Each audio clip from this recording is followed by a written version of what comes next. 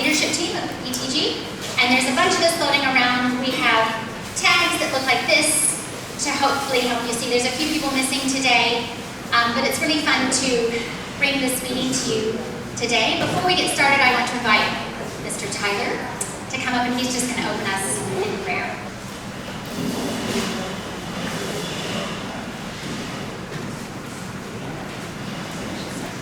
Good morning, everyone. Let's open in prayer together. Lord, we thank you for this time that we can gather together and just build our community and share and just be involved in the school working together. We're thankful for that we know of no danger or injuries from the earthquake last night, that everyone was safe. We do continue to pray for those that are recovering from the effects of COVID and just the financial and health effects, that you would continue to just to bring recovery and comfort to all. And we just pray for our time together here, that we would be able to share openly and just continue to build the community and work together to make CMIS a stronger school. And we thank you for just your overall protection and just guidance in giving us wisdom. In the name of Jesus, amen. Great, thank you. Now it's my pleasure to welcome Dr. Nanta, who is around. Each month, I think we shared last month that we would love to share each month some sort of snack or food from one of the cultures within our wider CMIS community. So today, Nanta's going to just share a little bit about the treat that we have chosen for you out front.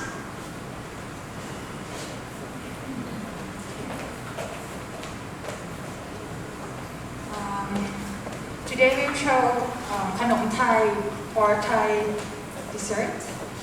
I'm not sure if many of you have tried any of this. It's a little bit difficult to find. And today, most popular Thai desserts nowadays were first introduced during King Narai period. Almost 400 years ago. Miss Marina or Thao Thong Ip Ma, a Portuguese lady who married an Englishman who worked for King Narai.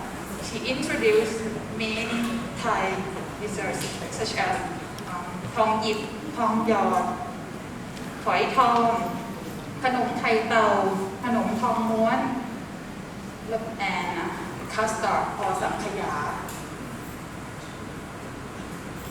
This is khao niao sankhya that we prepare for you this morning.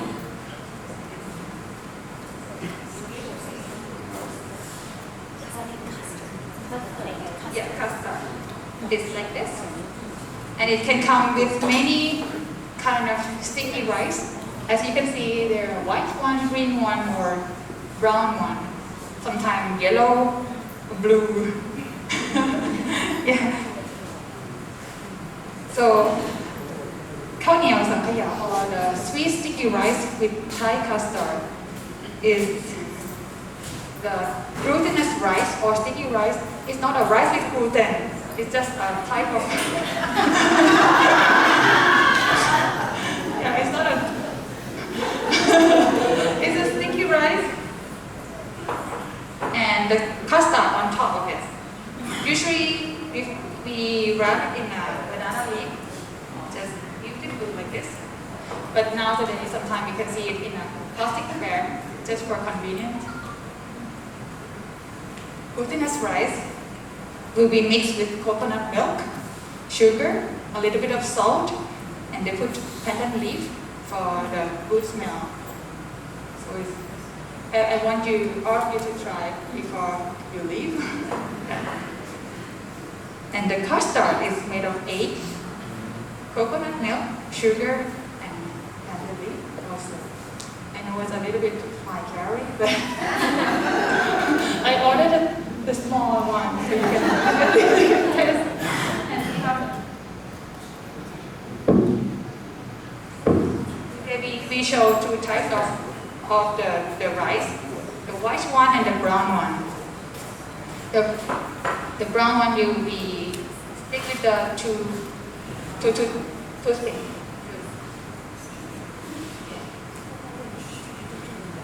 I just want to see the Thai people use a lot of banana leaves to wrap food. So banana leaf will be clean and cut into small pieces.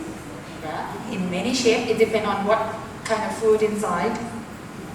And don't feel hungry yet. Look, we can put many kind of food in there. Maybe next time. Should we serve any of this? Okay, and next Diane will come. Thank you.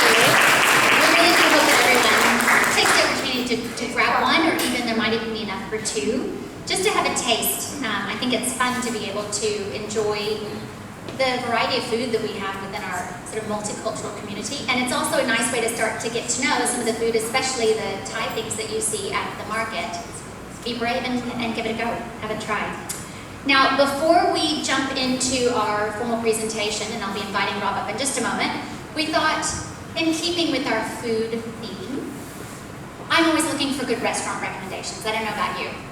And last month, we practiced high fives, and we learned the art of hitting the high five perfectly.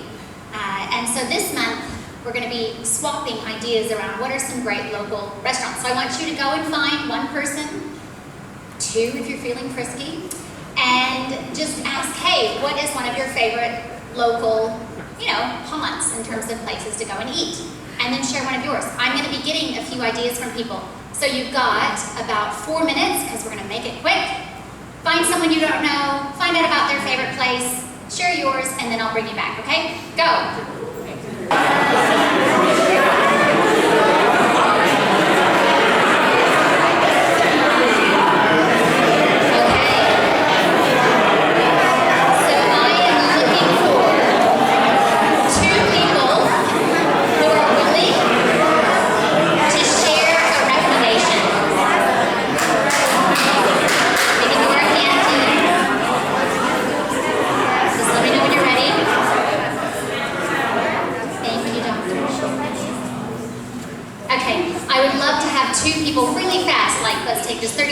To stand up, introduce the person you met, and either your favorite recommendation or their recommendation.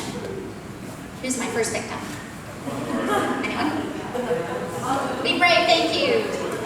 So this is Jessica, and actually quite a funny thing is that neither of us could remember the name of the restaurant, but we knew exactly where they were. So I knew the restaurant she was talking about just based on she told me this, and oh yeah, I know that one. Actually, I've been there last night. So, and then I was trying to explain mine. I don't know the name, but it's up this road. So hopefully she'll be able to find it, or maybe we'll have to go there together. Great, thank you, thank you. One more person. Come on. Just stand up. John, thank you. Yeah. So there's a place, I live on the 118, going toward Doisakhet. Just past Sunday Market, there's a Honda dealership. There's a place called Exit Grill. It's really good. I call it, it's like a meat on a stick kind of place. Nothing fancy, but it's outdoors. Exit Grill. The guy's a chef. Okay. It's amazing. It's reasonable. And, Exit. Exit, E-X-I-T. Okay. Grill. You'll love it. Okay, perfect. Thank you. Great. I think one of the best things is the fact that we should be kind of a wider community and swapping ideas and getting ideas together. That's great, right? Rob, I'm going to welcome you up. Okay, so very soon we're going to start hearing about anxiety, but before that, we've invited Rob to come up and share an exciting new sort of initiative that he's championing, and you've got students with you. Thank you, yes. I brought a team with me this morning. I thought it best for you to hear some good news some of our students are up to. Look at that. I thought we'd get a standing ovation, but I guess that's okay. I just want to let these guys speak to you a little bit, because coming out of this pandemic, one of our greatest challenges so far has really been reconnecting with the community, finding opportunities, because with internships, work experience, and community service initiatives, it's like we're starting from scratch in many ways. And these are the leaders of our 3 biggest service clubs. I won't introduce them, I'll let them introduce themselves. The three clubs are NHS, Interact, and Now or Never. And they're going to ask for your help for some ideas on how we can get our students off campus, getting experience, and giving back to the community. Okay? Good morning, thank you. I really appreciate the opportunity to be here. We are NHS, which stands for National Honor Society. We are a group of very talented students that have met the requirement GPA of 3.75 or above. So we have responsibilities both inside our school and outside our school. So inside we do like parent-teacher conference translations, and then outside of our school we do community service projects such. This year we're focusing on helping out communities who are vulnerable. So we are giving out scholarships to students who wants to go to college, or helping out with the flood. So we have been doing fundraisers. So the elementary carnival was actually our first fundraiser. And yeah, we need help finding more vulnerable communities. So if you know anyone who needs help from us or who needs like a scholarship opportunity, please refer them to us. We will really appreciate it. Thank you. Sean, Yeah. let them know your name and the Okay. title in your club. All right. So this is Isabel. Yeah, like he said, my name is Isabel. I'm the Vice President of NHS, and I think he pretty much covered everything that our club works for and the standards that we have for our members. But yeah, we're really looking forward to be able to work with the PTG to be able to see what other contributions we can make. So I'm the president of the club. My name is Chong. That's it. So should people contact you to get in touch with the students? Is that the best thing to do? Yeah, the best thing to do would be to send me an email, or if you've already connected with Miss Cariello, who's temporarily standing in for Mr. Rob Johnson at the Community Service Coordinator, you could also contact her, but if you're more familiar with me, you can always reach out with me. Hello everyone, my name is Fa and I'm president of Interact Club, and we're basically a club that does community service throughout the whole school year. And this year we started with Winter Clothing Drive, and I think many of you know about it already because an email was sent out, and you're welcome to bring your unused clothes to donate to the people in the Hill Tribe. And I think last year we got some help from Mr. South to connect with a village in Myanmar and to work with them and to help them create a water system, like a simple one. And we also donated some necessities to help out during the COVID time. And usually we do a lot of projects outside of school. So what would be really helpful from you guys is to help us like chaperone the kids, because that's what we need the most. And I would be willing to collaborate with some of you if you guys have connections with the community that needs help. Yeah.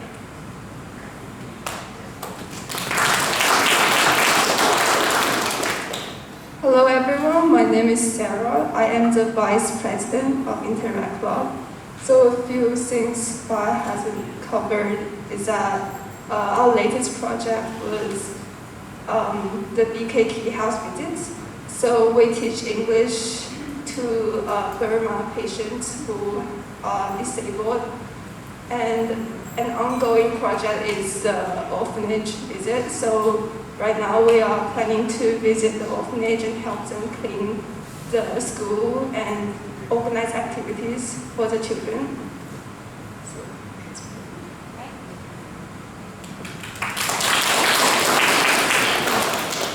Good morning. So my name is Rywan. I'm the president of the Now or Never Club. The club is mostly based around community service here in Chiang Mai. We are also sort of environmentally concerned for the most part. Currently, we have around 30 members, And for the most part, what we mostly need are just activities to do. We have a lot of volunteers that are willing to do just about anything that'll help the local community or even more abroad. And we've mostly just been doing fundraisers, so we'd really like to get some action done this year, hopefully. So this year will be the vice president. Hi, I am the vice president of the Club Now or Never. My name is Christy. So some of the stuff Ryan has mentioned is that we've been doing a lot of trash pickups. We do them like once monthly, on a monthly basis, or every other month. We picked up trash around mid-months and had a lot of accomplishments.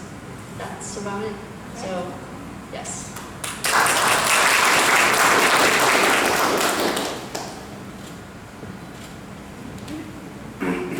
I'm going to let Mr. Doug say something kind of related to this, and then I'll close this out.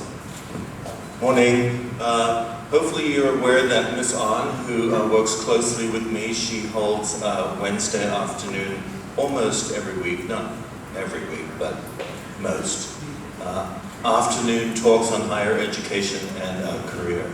And so on behalf of her, I wanted to ask if any of you are willing to talk to the students about your career path. Maybe you're a business owner or an artist or whatever it might be. I know that the kids would really appreciate it. So please contact me or Mr. Rob if you're willing to help out with that. And the final bit of information, because these guys are all really there for service and action for the environment in the community and all of those things. Another element that we would like to provide our students opportunity for is work experience, internships. You know, our students are very keen, and I've got students lined up outside of my office and they want experience in business, finance, life science, medicine, anything related, really anything at all. When I was their age, I would have taken any job I could have gotten. So if you do have the opportunity, or you might know someone in the community that could provide some internship or work experience, please contact me. Don't hesitate to reach out, and thank you guys so much for your time today. I suppose, does anybody have any questions for these wonderful young men and women? Okay, thank you very much.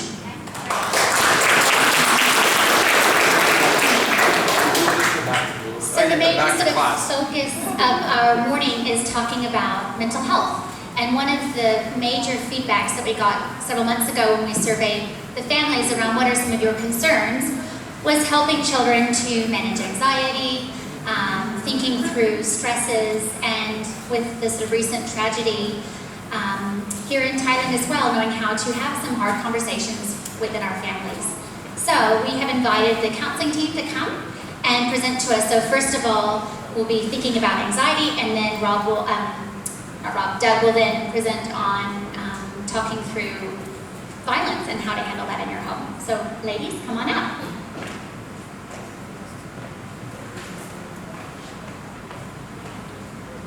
Okay, good morning everyone. I know a few of you, but for those of you that don't know me, I'm Miss Kim and I'm the elementary school counselor. Firstly, thank you for being here. I'm really excited to see everyone in person. And I'm going to be introducing anxiety. Miss Chestnut's going to be tagging on to anxiety and then talking about bullying. And Mr. Doug, as Deanne said, will be talking about violence. So that is what we're presenting on today. Okay, so before we go through the presentation, I want everyone to just take a moment and think about something that really stresses you out. Could it be being stuck in traffic? Could it be the earthquake that we felt this morning? Could it be public speaking? So I'll go first. For me, talking in public, not my thing.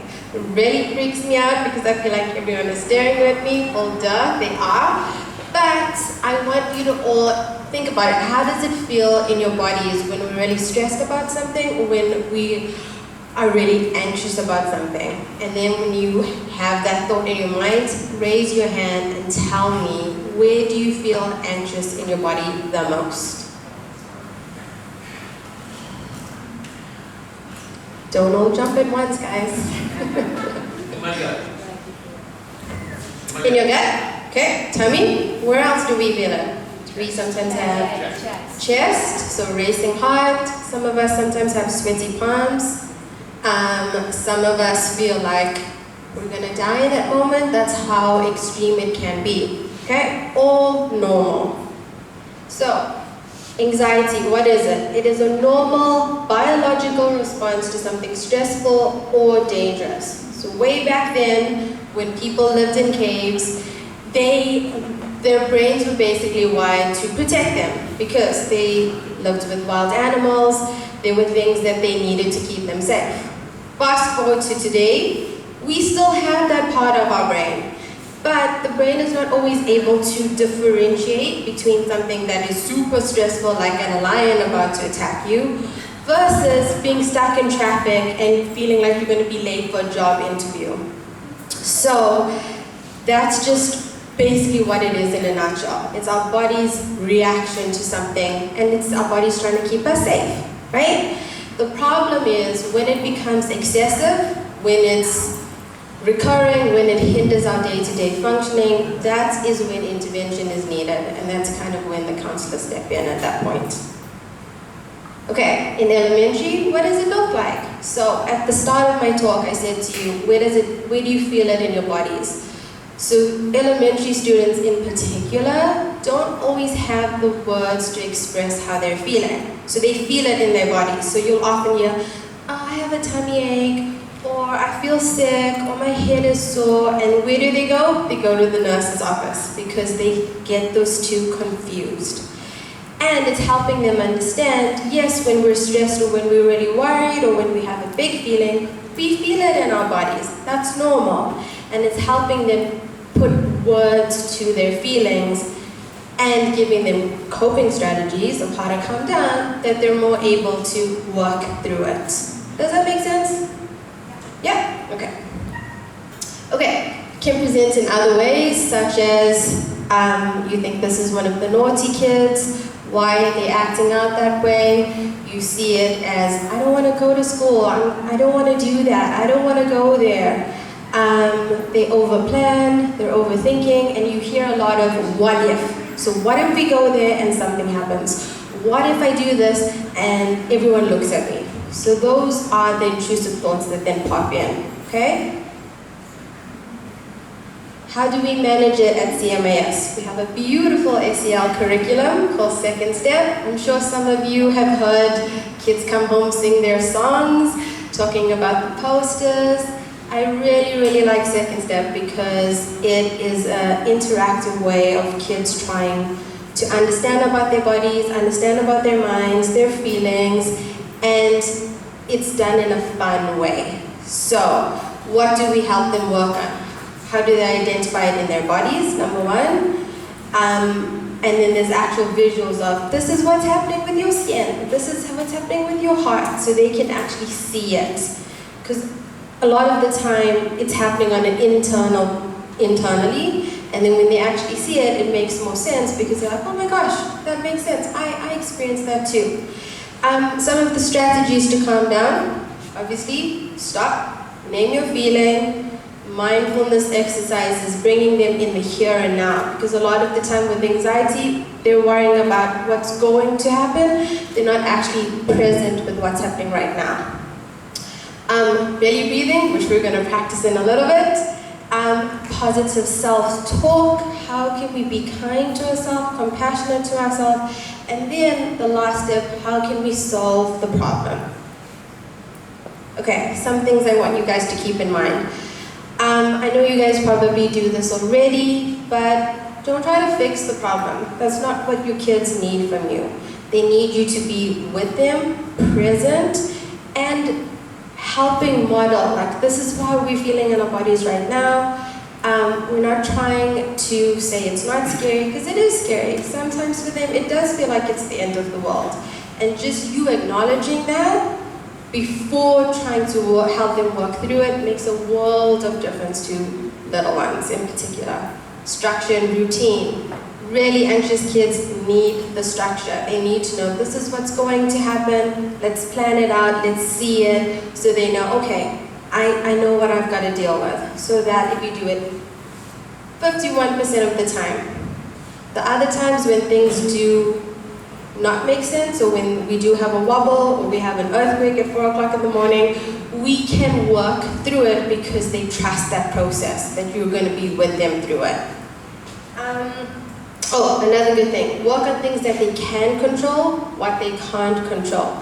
Again, drawing it out, writing about it, helping them see it really helps them to channel it in a different way, because we want to externalize it, right?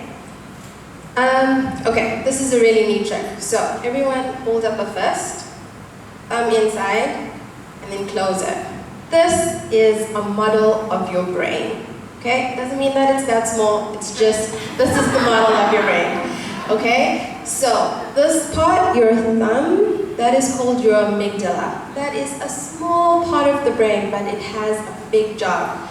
It works with feelings, emotions, big scary stuff, okay? Your fingertips, that is your prefrontal cortex, or your thinking part of the brain. So feeling part of the brain, thinking part of the brain. When you have a big feeling, you're scared, you're angry, you're worried, this guy takes control, okay? And then we flip our lid. But what we want to do is we want our fingertips to hug our thumb so that our thinking and our feeling part of the brain can work together, right? So helping kids, see that as a visual really helps them. And then obviously there's more details about the upstairs and the downstairs part of the brain, which we're not going to get into today. But it's a really cute way of helping kids to understand that if we hug our feelings and we process them together, we can work through it. And then my last slide is things I want you guys to try at home. Is take a moment to pause. In anything, when anything stressful or kind of freaks us out, we need a moment to just, we got this, okay? Because if you as parents, if your battery is full, if you are in a calm state of mind, you're more able to reach your kids that way, right? So think about it like this. You have Wi-Fi. Most of us love Wi-Fi, especially if it's free. And it's emotional Wi-Fi. So if you are in a space where you're feeling uneasy, you're feeling stressed out yourself, and your kid is stressed out, how able is the signal going to reach? Not so good, right? So kids need us, especially the little ones, to model that we need a moment. And it's okay to say that, I'm feeling stressed out right now. Let's both take a breath. Let's take a moment to calm down, and then the signal is the emotional Wi-Fi. We're more likely to reach each other that way. So, take a moment, close your eyes. Okay, get comfortable in your chair. I want you to take a deep breath in, just a normal deep breath in. Okay, now I want you to put one hand on your tummy, the other one on your chest. And we are going to change our breathing. So this is what belly breathing is all about. Okay, so when you take a deep breath in, fill your tummy as if there's a balloon. You're inflating a balloon. So your tummy, your hand on your tummy needs to extend. Okay, so we're going to breathe in for 4. 1, 2, 3, 4. We're going to hold it for 7. 1, 2, 3, 4, 5, 6, 7. And when you breathe out, suck your tummy back in as if the balloon is deflating. 1, 2, 3, 4, 5, 6, 7, 8. How do you guys feel? A little bit calmer. So always remember, any big feeling you have or your kids have, do that at least 3 times. Because what we're trying to do is we're trying to tell our brains we are in control, we're calming down, and once your body physiologically has calmed down, the emotion goes away and you're able to think. So believe it or not, guys, it takes 90 seconds for a bad or a big feeling to leave your body. Why does it sometimes take us longer? Because we keep thinking about it and it becomes like a loop. So if we tell kids it takes 1.5 minutes 2 minutes at max for us to get rid of that feeling. We're like, oh, that's not so bad. I want to spend my time doing something better than that. But we also want them to know that it's okay to have big feelings and that there is a way to work through it. So those are one of the exercises you can try. And if anyone wants to unpack it a little bit more, I have resources on the table. A really, really nice book that one of my friends has put together. It's a toolkit. She's got one on discipline as well, and this one is coping with fears and anxiety. And then if you want to learn about the brain a little bit more, Daniel Siegel is amazing. So that's it for me. Thank you.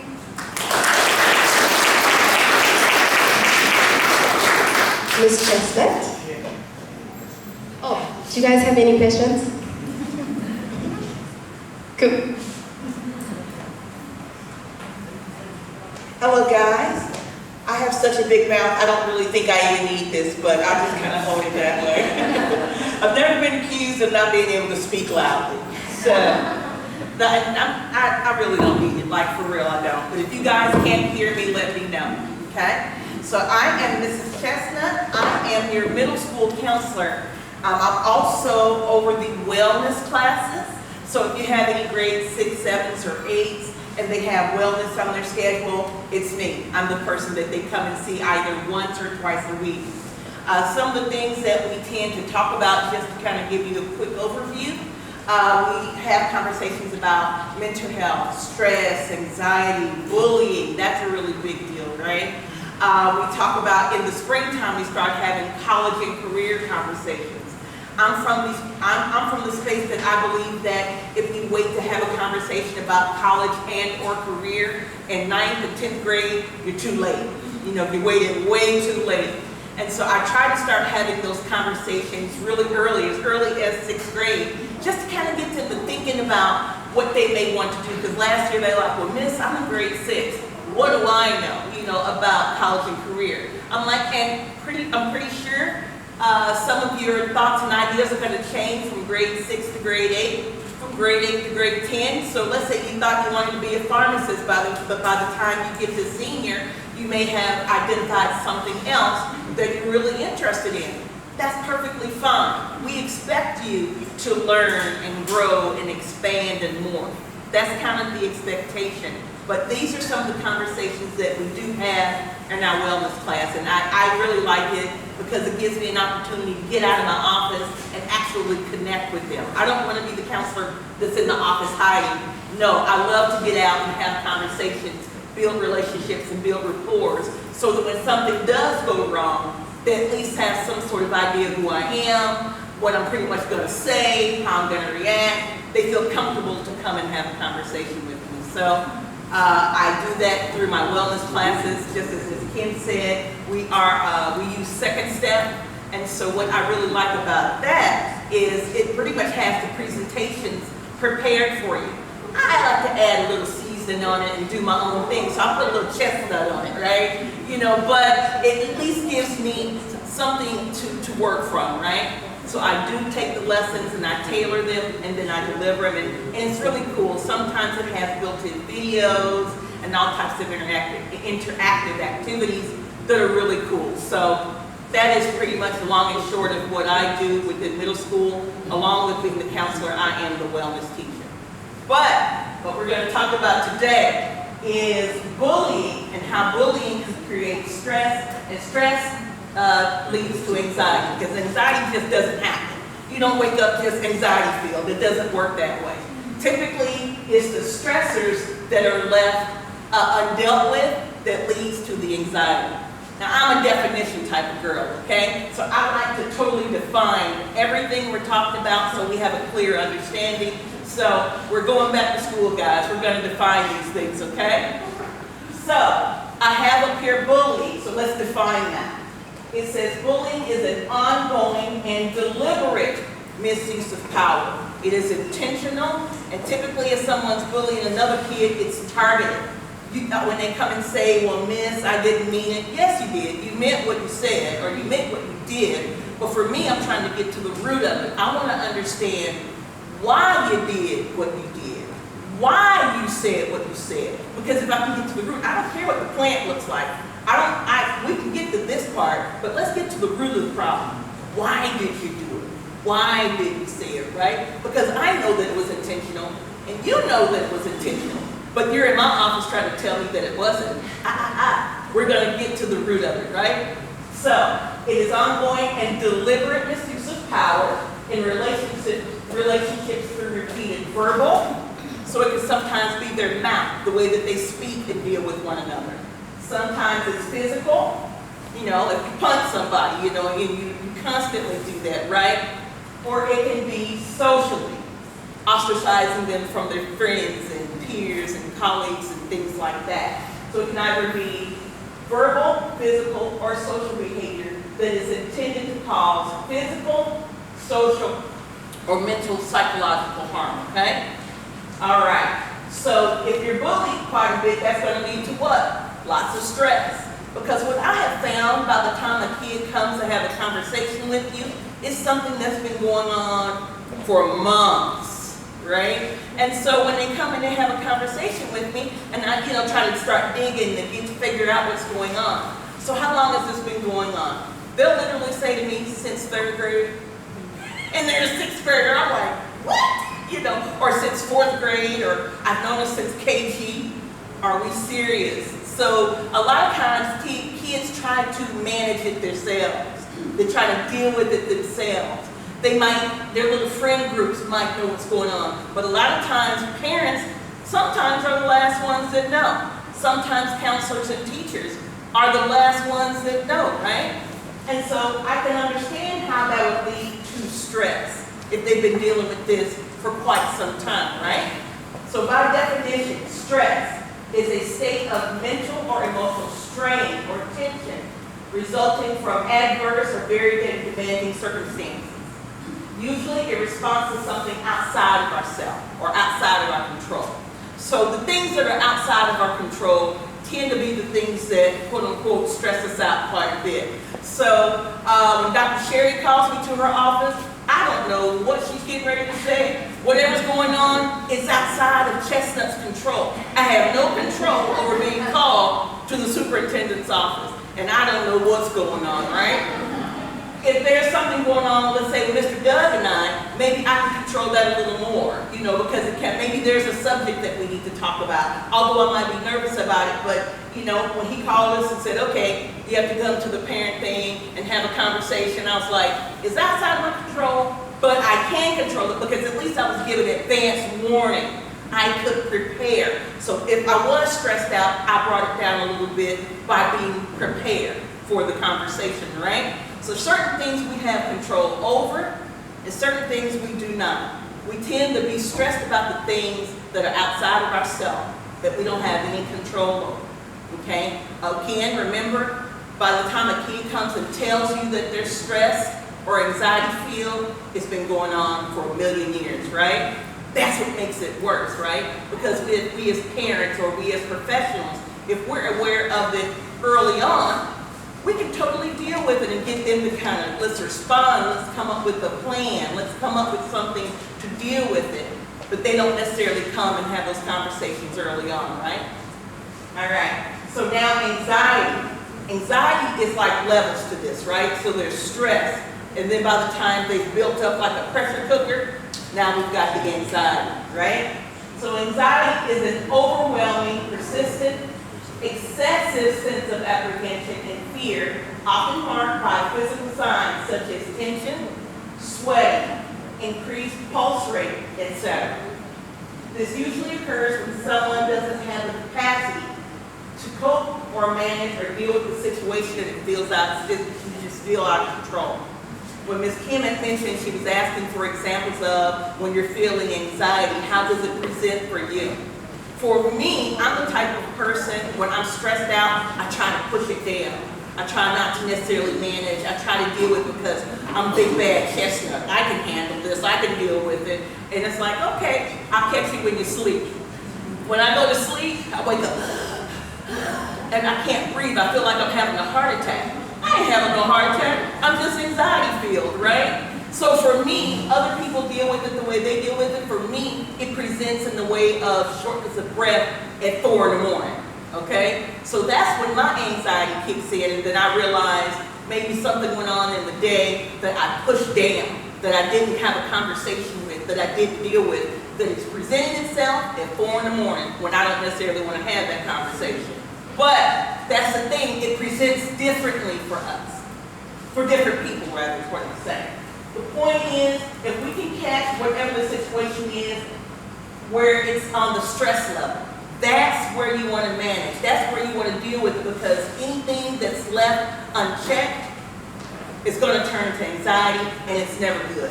Deal with it on the stress side. Don't deal with it on the anxiety side. It's just totally out of control by the time it gets to anxiety. So my question to parents is, because I'm an interactive counselor, right? So when your children are at home, so when they're with you, are you able to identify when they're stressed? How do you know when they're stressed? Now what I did, I clicked on this. Did we have Wi-Fi on this? We got it. Darn it, okay. So I had put a link there to a thesaurus, okay? And I wanted to look up different words for stress or different words for anxiety. And then it just gave us different points where we could look at, maybe we'll see this, maybe we'll see that. You know, but I don't have Wi-Fi on here, so I can't do that part. There you go. But I have 3 answers, so I would like 3 volunteers to share with me. And I really want the ones that have middle school kids, because Ms. Kim has already talked about the elementaries, the way that they present things, but I'm thinking middle school, so grade 6, 7, or 8. When your kids are stressed out at home, how do you know it? What are some things, what are some signs that you see when you can say, okay, I see that, I see that he's stressed. Because you know what their normal looks like. You know what their normal looks like, but when you see him kind of going up a little bit, how do you know? What are some things that you see? So I have 3 slots, so I need 3 volunteers. Who's gonna go? Irritability. Irritability. So in what way? So tell me about the irritability. So tell me the normal. Are they normally happy, jovial? Are they on their games, whatever? And then you see it switch from that to the irritability. What does that switch look like for you? Just kind of snapping at her siblings. Gotcha. Okay. So she goes from being kind of cool, kind of mellow, to the snippy snappy. Okay. And so when you see that, how do you manage that? Do you have a conversation? Do you kind of pull it aside and say, how was your day? What went on? Maybe there's a project coming up that has them snippy, right? How do you manage and deal with that? What do you do? Depends on how snippy she's being. If she's overly snippy, then she needs to be contained. There you go, right? But if it's reasonable, okay. then I'll try to have a conversation about what's going on. Okay. So when it's overly snippy, kind of remove her from the siblings, let her kind of come down, then possibly have a conversation. Gotcha. Good one. Okay. I've got 2 more slots, so I need 2 more answers. What do we have? So we've got him. She gets irritable. That's a good one. Give me 2 more. How are you able to identify it? What do you see? You guys are just as bad as my students. I just talk to them and they just be looking at me like that. Like, come on, let's go. You had your hand up. Go ahead. One of my daughters will have a very bad skin reaction. Ah. And she'll, like, work constantly. Okay, so she has a literal physical reaction. Yeah. Okay. And so when you see, so I'm assuming when that presents, you're like, I know what that is, Yeah. right? So how do you manage it when you see that physical response? What do? How do you go into action? Well, apart from looking forward to school holidays, because it always goes there. Okay. We would chat and talk Okay. about it and see what she says. Cool. So we have irritable, snippy, snappy. We've got physically presenting, you know, where she can see the skin color kind of change. So that's an interesting one. Yes, ma'am. Give me 1 more, because I'd like 3 examples. So we have 2 really good ones. Who would like to share a 3rd?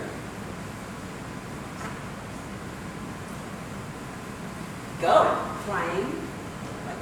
Aha. So we have irritability, we have the physical skin change, and we have the meltdown, the right? There you go. So when your student goes into the crying, how do you manage that? How do you deal with it? Calm and let her cry. Let it out. And then calm down. Well, do you want to talk, or do you want to eat something? Do you want delicious? Eating always works. But we call that emotional eating, so not a lot, but yeah. So I'll give that. All right. So we have the printability, snapping. We have the physical change where you can physically see it in her face, and then we have the crying. That's the point. You guys, you see and you know. You guys are the first line of defense. Okay, you guys are the first line of defense, and the thing of it is, if something's getting out of hand to where you think there's a little more to it, that's what we're here for. Like, seriously, drop us an email and say, you know, I'm so-and-so's mom, or I'm so-and-so's dad. There's some things going on. It's been kind of going on for about a month now. We've been trying to manage it at home, but perhaps there's something going on at school. You know, let me kind of make you aware of what's going on here. And if you kind of give us the details, let us know, then we know what to look out for. Because I'm the counselor, I don't mind going to a classroom and kind of peeking in and seeing what's going on. Or kind of, it's so funny, they don't sometimes see me, I sit in the back of the cafeteria or the back of the outside area during lunch, and I'm like that. And I'm looking and I'm trying to see. I don't want them to know that I'm out there looking. But sometimes I stand at the top by my office and I look over. I just look down on them and see what's going on. Because I've got to sometimes be in their face and ask the questions. Sometimes you got to be a super sleuth and kind of look around and see what's going on. So, if you guys make me aware, just let me know something funky, something's weird going on. I need a set of eyes at school. Do you mind going and looking? I'm that person. So if anything goes on you feel that we need to be aware of and just kind of need to have an eye out for, by all means send me an email and let me know. So it says, how can families support their children to create an environment where they feel that they can have meaningful conversations about what's having them stress. Because remember, stress leads to anxiety. Perhaps the first responders in this type of situation, you parents are, okay? And always feel free, like I said, to reach out for any additional tips or advice, or even if you just want me to be your eyes on campus, please by all means let me know, okay? Thank you. And just as Doug comes up, I just wanted to mention we are a little over on time. It's not yet 9, which is normally what we aim for, but we probably will take a bit more time than the allotment of going till 9 o'clock. So if you need to leave at 9, please feel free to do so. But if you want to continue to be a part of this, that would be great. Before I invite Doug up though, I'm just going to quickly mention, as a quick precursor, that we do have some events coming up as a PTG that we're planning. We have next month on the 4th of November is going to be the Harvest Festival, and that's going to be kind of a fun, complete student body-wide carnival, essentially, where the kids are going to have a parade where they dress up and they wear their fun costumes, and this will be right from pre-K through to the seniors. And there's a sign-up sheet because we as a PTG, as this sort of parent community group, have said we will help do all of the food and the drinks. So if you have time to either do some baking or help me go and buy drinks or man one of the stalls, it's something that student council is also putting on. But if you're willing to donate a few hours of your time, that would be amazing because there's a small team of us coordinating this. So there's a sign-up sheet out back, or it's out the side.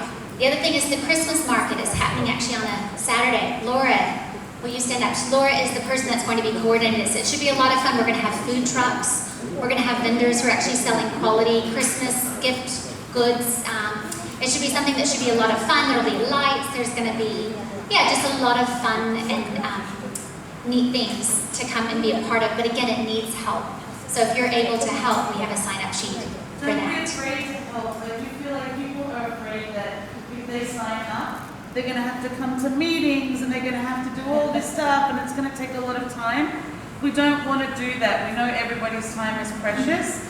So if we have 5 or 6 people that can help, we just want to allocate, like, this is a job that you can do.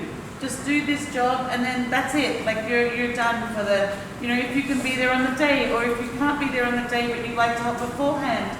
There's many different opportunities. Some people have more time, some people have less. So please don't be afraid to sign up. We will only ask you to do what you can do. You'll have choices. We're not going to say, you need to come to every meeting for the next 3 months before the market or something like that. So please don't be afraid to sign up. It just means that we will send you an email and ask what kind of availability you have. It doesn't mean you're signing up to weekly meetings for 3 months or something like that, okay? Thank you. Yeah, okay, done. Sorry for that brief interlude.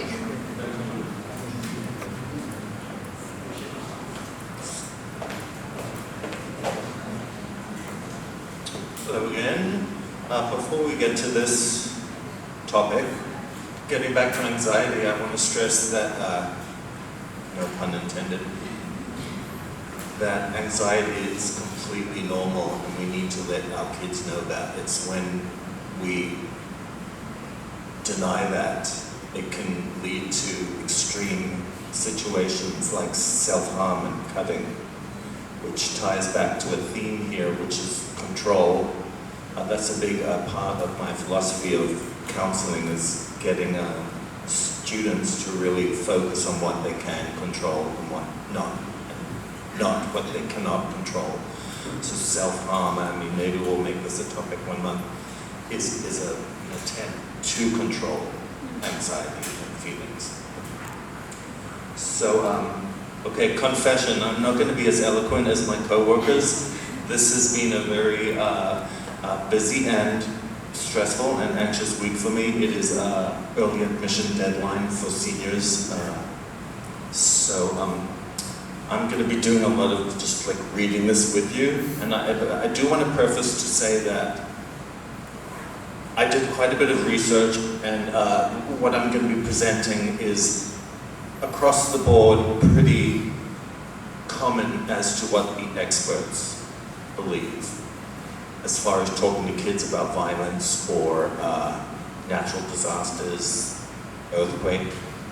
But I'm a firm believer that you're the experts of your children and you know how best to handle each child, and I bet some of you have more than one kid and they're completely different. One may be immune to certain types of emotions, they're fine playing video games where people shoot each other, and you might have another kid who still has PTSD from Bambi. So I truly believe that you guys know what's best, but I'm going to let you know what, again, quote unquote, the experts think. So it's unilaterally believed that you should, I hate the word should, it's advised to talk to your kids about things. Actually, you know what, I didn't plan this, but if it's okay, could we all close our eyes for just a few seconds to honor the shooting that happened recently and the lives that were lost and the families and loved ones that were affected, just for a few seconds.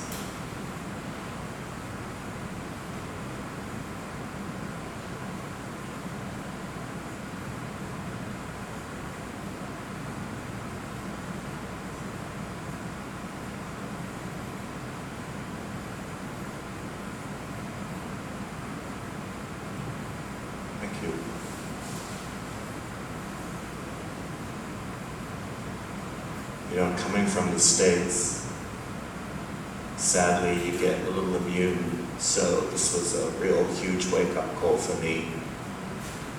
And I'm sure it's so shocking for so many local ties or people from countries that are not as violent as the US, so I just want to honor that.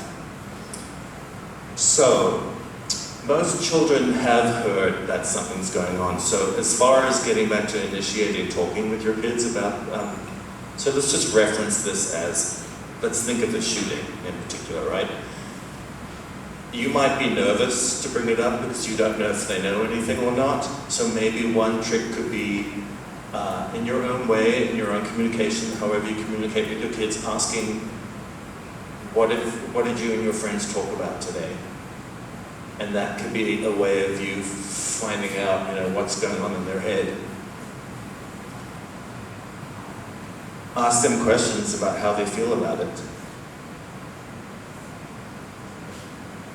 The older they are, the more questions they'll probably have. And encourage them to give their own opinions too. Again, getting back to the control. The more that they can participate in these conversations, the more they'll feel in control. Yeah, keep the dialogue just straightforward.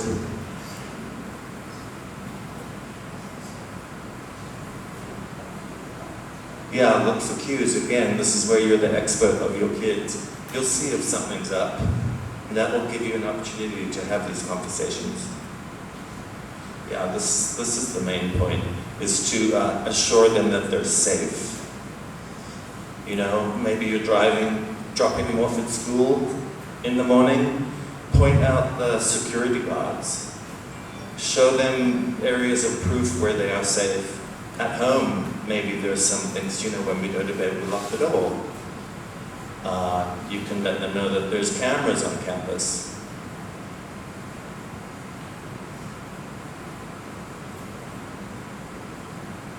Yeah, just, there's probably things in your everyday life that you do that keep your kids safe that they're not aware of.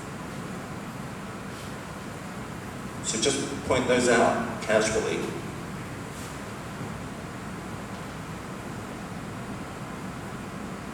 Okay, God, now here is where I'm going to be rude and just read this with you. Different developmental ages, early elementary age, keep conversations brief, simple, straightforward, continually remind the child they're safe, providing general examples of what security measures are in place at school and or home. Late elementary, early middle school age, the child will likely ask multiple questions, so remember to provide simple yet honest answers. Give specific examples of home or school safety measures and focus on separating misconceptions and fantasies from reality. Late, middle, and high, be prepared for the child to have strong opinions on school violence and other societal issues. Encourage them to actively play a part in their own safety by reporting strangers on school grounds and sharing any personal safety concerns they have with school personnel. And again, back to pointing out, you know, small things. You can point out, well, have you noticed that the gates are always closed when you're in class? Have you ever noticed that when a parent or someone you don't know comes on campus, they're asked, they check in with security and then they check in with Jan at the front desk? Yeah, limiting exposure. This is a tough one. And in fact, I don't know if you saw the latest monthly web pages on perfectionism, and I decided the next one we're going to discuss social media, which also ties into bullying, Ms. Chestnut. So I'm thankful I'm not a parent in the age of social media. Let's explore that, discuss that next month. So my point being, there's only so much you can do with kids with their phones, right? Exposure to. But one thing is, I do think this is good advice, is to really limit news coverage. I mean, I do for myself, for my own mental health. I limit my news intake. I'm a bit of an empath, and yeah, it's dangerous. And also another thing to know about, the younger kids don't understand that with news coverage, a lot of footage is a repeat, and they think it's live every time. So, you know, it enforces that the world is not a safe place. Normal routine, I mean, that goes for anything, not just trauma or bad things happening. Kids love structure. I often find that kids who struggle academically at a school that I work with, I'm always curious about what their structure is like at home. And the kids that don't have structure always struggle more. Yeah, keep an eye out for unusual changes, appetites, behaviors, sleep patterns. You're not always going to have the right answers, and you can be honest about that. But just constantly assure them that your role and your job as a parent is to keep them safe. That's your #1 priority. And again, point out those little things, proof to them of how you're doing that. So Deanne, do we have time for the breakouts? So it's now 9 o'clock. If people need to leave, that is fine. But we thought it could be helpful just to break out into groups, which is why we have you grouped in tables, to think just for a few minutes about some questions. You know, have you spoken about the Nangku Laku event, you know, in your home? If so, what did you share? If you're juggling different ages. Now there's a typo on this, and I'm horrified by it, but you're just going to have to cope with it. These are the questions. So obviously the event was not in Lampoon. Apologies that it's written that it was. So if you discuss this with your children, if your kids are different ages, in my group I've got a 6th grader down to a kindergartner. How have we managed that as a family? You know, were there questions that you got? How did you respond to those questions? I think thinking through a few of these questions just with a couple of other parents could be helpful. So I will give, for those who are able to stay, I'll give you about 10 minutes to actually turn and just share and debrief it a little bit. We can even do it 5 as well, and then just come back and then we'll close our meeting for today. So take about 5 minutes and then we'll come back together. We're very close.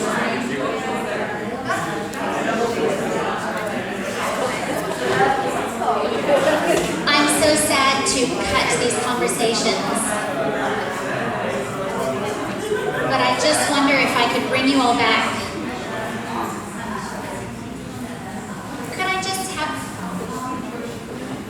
like a 30-second from each table, just one nugget? Yeah, Doug will bring around the mic. Just one thing. I always talk, sorry. I think it's really interesting that we had such different ages, and so the age appropriateness of making decisions about whether to discuss it or not based around age was really important. And looking for the signs that our own kids, as you keep saying, that we're the ones that know them, and we can see what they need and how they need it and how we can discuss those things with them. So. Yeah, great, thank you. This table. Something.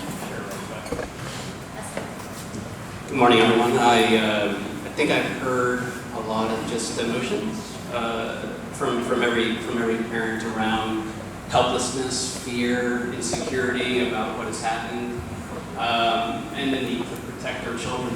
Right? We didn't get to the solutions or any of the best practices, but I think kind of harkening back to what Ms. Kim and Ms. Chestnut were talking about, the ability to feel emotions and to share those with our children are is very important, right? And so I think that was very constructive in our conversation.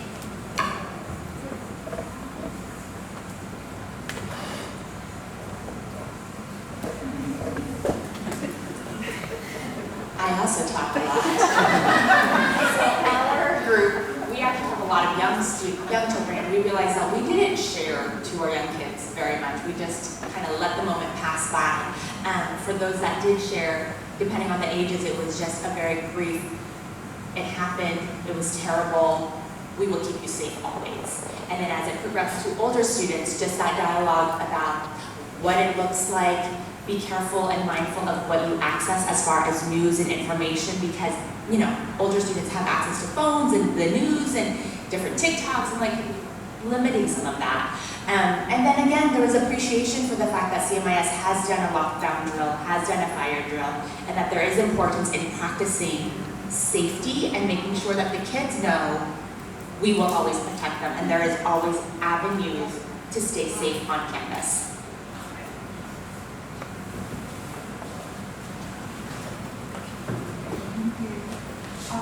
So our group, some of them don't want children to know, don't want to talk about it, because they want to worry them, and some want the counselor to tell the kids, but they want to talk by themselves. But the young one, want to tell the children by themselves, so we can screen the words. About the feeling, I think for younger kids, they don't feel worried that much. They just feel excited and want to prepare, like when should we go where the incident happened. The older kids feel sad.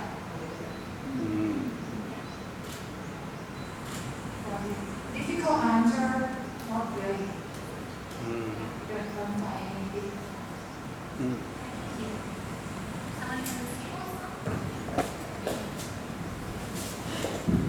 So all group remain the same things like Miss Melody, because Melody in our group is a student in primary, so and also parents not ready or don't know how to tell the truth to the kids. But for me, the kids in grade 9, so I just tell them my truth. What is going on and what do you think about it? So I'm so fortunate that our school will have a lot of practice during when we're facing the emergency accident, and the principals tell us we have a lot of strategy to guide the kids and keep the kids' safety. So we're glad to hear that, because this is my our family first semester here, so I just thought I learned very good information about this kind of practicing. Okay, thanks so much.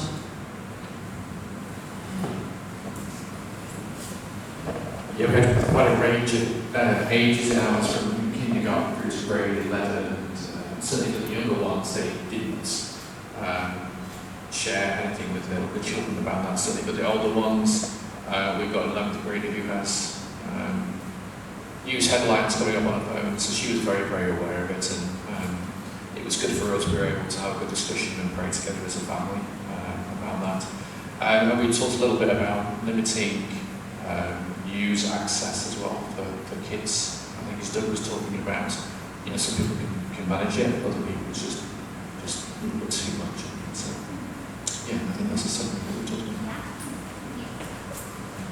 So before we close, Dr. Sherry was just going to share a few things about, as a school, the ways we've mitigated this. Yeah, I appreciate the acknowledgement that we have had a lockdown drill. So coming from the States, I unfortunately have had the opportunity to have a lot of training in all of these incidents and how to respond. Having watched CMIS's first lockdown drill, I actually just wanted to speak down to say, like, it's good, right? So that each person on the faculty and each of the tire workers have a gate. So when you go to school later in the afternoon and the gates are down so you can't get up to a second floor, those gates were down, I want to say in like 30 or 40 seconds. It's a fast response. So know that we are practicing, we're looking to improve. We'll do those again in second semester, and local police officers, fire department, the U.S. consulate, they're part of that work also, so that we have a team that's looking at how we respond and we protect. But I know those incidences are shocking, and it's natural to have that anxiety, but I just wanted to share my takeaways from that first lockdown drill, and having run lots of them, it was a good one. So please have that be something that takes a little bit of stress and anxiety. As you talk to students about these incidences, kind of going back to Chestnut's slide where it talked about stress and anxiety, we can be stressed, and if we have the capacity and some control, it's just stress, right? If we don't have any capacity and we're just a victim, then it hits that higher level. So in conversations of making sure students know that they're in control, go and ask questions, go talk to somebody. This is how you get to be at a little bit of control and protect yourself. We had an assembly the Monday afterwards, because it was Mental Health Day and it's also Anti-Bullying Month. And part of that was recognizing and introducing to all of the students, these are the adults that are not necessarily your classroom teachers, that if you're worried about harassment, abuse, bullying, school safety, please know these people so that you have other people outside classroom teachers to go to for help. So I just want you guys to hear that the school is reflecting, improving, and hopefully that takes away a little bit of stress and anxiety from you. Thank you. Last but not least, as I mentioned, there are a couple of events coming up. We'd love to have you involved. We do have one more parent coffee meeting planned next month. If you have ideas, you have feedback, we will send through a feedback form probably tomorrow. So we are always welcoming feedback. Melody, did you want to come up and just share about the, or Valerie, were you coming up to just like 30 seconds, real fast? Okay, coming together. And by coming together, Valerie's going to share. So I'll hold the mic and I'll say it. So, if I can get my paper to stand straight. I'm just representing an opportunity. This has nothing to do with me, but I just thought I would be the face to share it. So starting on November 22nd, Cornerstone Counseling Foundation is offering weekly parenting support groups for 8 weeks. These groups are intended for any parent or caregiver who wishes to learn more about child development and how they can build a deeper and more meaningful connection with their child. It's been developed by a child developmental psychologist, Karsten Hundeid from Norway, and the International Child Development Program was created for and has been implemented in many countries as a way to empower parents. So the ICDP is recognized as a capacity building program and is promoted by the WHO, UNICEF, Save the Children, and this is going to be the first set of groups that Cornerstone is doing and that has been implemented in Thailand. These groups are going to be facilitated by Solveig Frivold and Cheryl Quessenberry, who work as mental health counselors supporting families and children. The groups will be on Tuesday mornings from 10 to 12 at Cornerstone Counseling Foundation, which is behind the old Promenada. They'll begin late November, finishing in January, and they'll take a break for Christmas and New Year's. Each meeting will have some learning, activities, sharing time for a robust and highly interactive process for the parents of all ages of children. There's a recommended donation to cover the resources for the full program, $3,000 bought for a pair or $2,000 for an individual. But let us know if finances are an issue, and we're happy to work with you, and we'd love to have you join us. Please let us know by November 10th. Our contact information is available on the information flyer, which I have a few here, or at the ccfthailand.org website. So feel free to come grab a flyer at the end. All right, and the last thing I'm going to share is about the line groups. So PTG has run the grade level line groups, and I just want to remind you all that it is a space for families to connect. So Jessica, in kindergarten, she has done a bunch of events where she just goes, I'm going to go meet at the playground. If you want to come and join, come and join. And because of her, I did one for grade 1, and we had 25 families join us at Hidden Village to just play one morning. And it was amazing, it was so much fun. So just a reminder to all of you to reach out and like make those little play dates as a whole group and build community. So Melody, what did you do? You put it on your line group. So on the grade 1 line group, I just put in, my kids and I, we're gonna go to this Hidden Village at this time, come and meet us if you want to, and a bunch of parents just went, I'm in, we're coming. And then it just blew up. It was a little bit overwhelming, but mostly amazing, mostly amazing. So I would highly recommend you all do that. And even for the older kids, like trying to build more community, meet more people, and as parents, meeting other people in your grade level. So, yay, we're done. Okay, sorry we've gone over on time, but we really appreciate all of you making this a priority to be here, and we look forward to seeing you next month.